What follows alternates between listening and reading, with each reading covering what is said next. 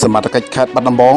បានចាប់រថយន្តដឹកត្រីក្លាស C ប្រមាណជាង2 តោនដោយបានការអនុញ្ញាតពីលោកឧត្តមសេនីយ៍តូដាញ់អេងមុនច័ន្ទស្នងការនៃស្នងការដ្ឋាននគរបាលខេត្តបាត់ដំបងនៅថ្ងៃទី5ខែឧសភាឆ្នាំ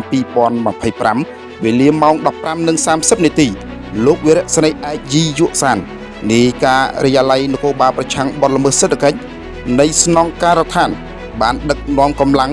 ក្នុងការិយាល័យសហការជាមួយមន្ត្រីជំនាញរដ្ឋបាលជលផលខណ្ឌរដ្ឋបាលជលផលខេត្តបាត់ដំបង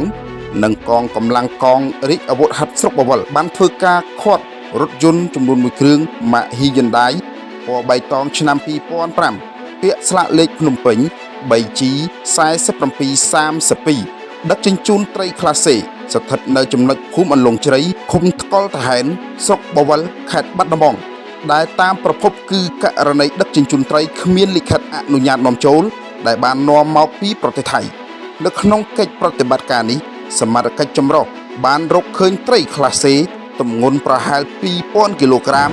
និងត្រីកន្ធរបង្កកទម្ងន់ 500 គីឡូក្រាមចំពោះត្រីនិងមធ្យោបាយរួមទាំងអ្នកបើកបររថយន្តមន្ត្រីជំនាញរដ្ឋបាលជលផលខេត្តបាត់ដំបងជាអ្នកអនុវត្តនីតិវិធីលើករណីនេះ